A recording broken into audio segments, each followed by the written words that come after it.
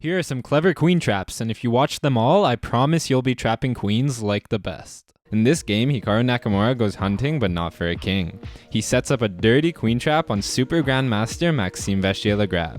Hikaru starts with the flexible knight f3 as we enter the 3-knight system of the symmetrical English. Black has several options here and MVL chooses d5. White captures once before playing e3. Then black exchanges knights, which somewhat weakens the long diagonal so that a bishop on g7 has good potential. Bishop b5 check lures the bishop out, and with bishop e2, white argues that black's bishop is misplaced on d7. We see bishop g7 and both sides castle. Now white thrusts forward with d4. Black shifts the bishop to c6 and white targets c5 with bishop a3. This prompts black to release the tension. At this point, white has a slight advantage since all his minor pieces are out and he has a strong center. Black plays rook e8 to get out of the line of fire of the bishop and maybe to eventually break with e5. Rook c8 puts the rook on an open file, queen a5 hits the bishop, queen b3 defends but also eyes f7. Then black completes his development with knight d7. Now we see that most of black's pieces are coordinating on e5, so I'm wondering whether it can be played, with the goal of breaking down white's center. Suppose white plays a random move.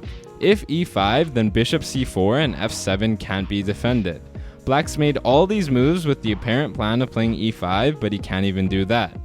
In reality, MVL is about to enter a world of hurt as Hikaru takes control. Bishop b4 and queen f5. If d5 can be played, it would trap the bishop. So bishop d3 tries to force the queen away from its defense. Queen h5 is the only move that keeps an eye on the square. Then e4 taking full control of the center. e6 stops d5, then h3, and just a quick update on the queen's situation. She has 2 safe squares now, including the one she's currently occupying. Black brings his rook, and so does white. However, in the latter case, supporting the e2 square is important, and we'll see why later. a5 attacks the bishop, so it retreats to d2 where it covers the queen's only other safe square. a4 and queen b1. Now black should go for bishop h6 to give his queen an escape route. Still, it looks ugly with all the dark square weaknesses and white has a fantastic position. Instead, rook c8 is played.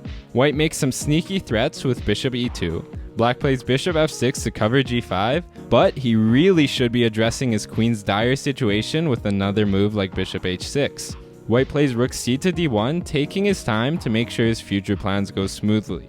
Black continues to make moves that don't do much to help his cause, and finally, Hikaru strikes. Knight g5 hits the queen with a discovered attack, queen h4, g3 again, queen h6, knight takes f7, bang. Then MVL plays queen takes h3.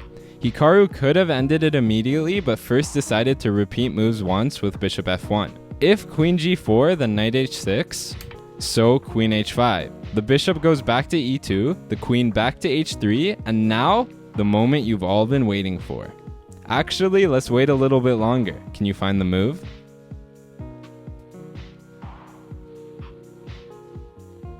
Bishop g4.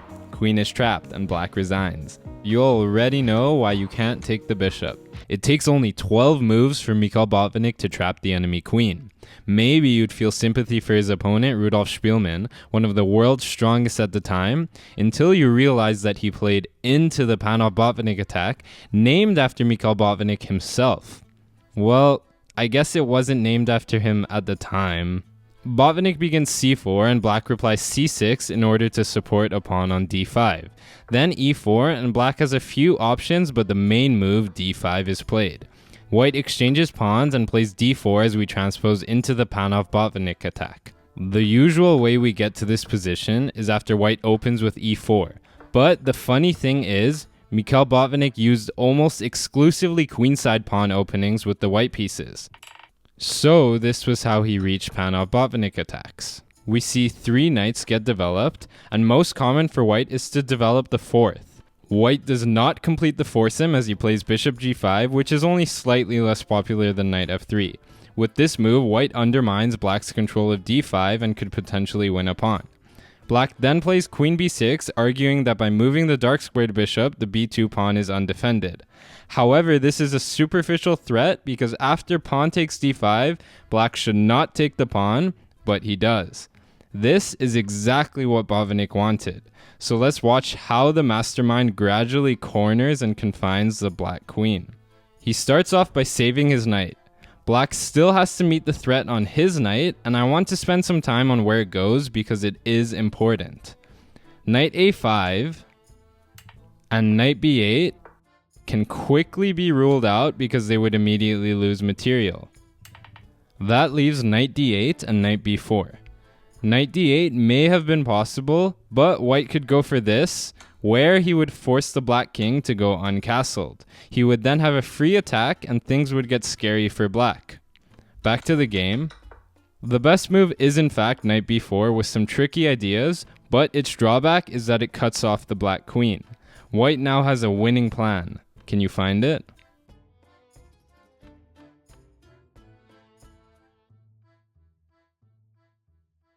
The move Botvinnik plays is knight a4. It hits the queen and she has only 2 safe squares. Not queen a3 because the queen would get trapped pretty quickly. Queen takes a2 at least puts up a bit of a fight. White follows up with bishop c4. Black's best bet would be giving up the knight to save his queen. Instead, he attempts bishop g4 and white has to be very careful. f3 asks for trouble, and knight e2 just gives away the whole advantage. Knight f3 is the only move.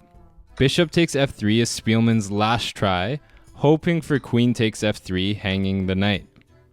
Yet tricks are for kids, and Botvinnik was a grown man at this point. After pawn takes f3, black resigns because his queen is trapped. If queen a3, then white would not play rook a1 because it loses to the royal fork. Instead, rook c3 and black would have to trade queen for rook. This is a hidden masterpiece by the one and only Anatoly Karpov. He sets up a mesmerizing queen trap in the queen's gambit. Karpov starts c4 and we enter the slab defense. Both sides develop some knights. Then black takes on c4, threatening to hold on to the pawn with b5, so white plays a4 stopping that. Bishop f5 is followed by knight e5, choosing to regain the pawn this way. Queen c7, then never play f3 unless you are 2700, in which case you want to expand in the center. Black finds the outstanding pawn break, e5. The idea would have been to meet e4 with the counter-attacking pawn takes d4. Unfortunately, black did not see that far. Instead, he plays the losing move, bishop e6, allowing Karpov to march triumphantly down the center. Then knight b5 attacking the queen. Here, bishop e4 is best, but it is still losing. However, queen c5 is played, and let's see if you can find the winning combination.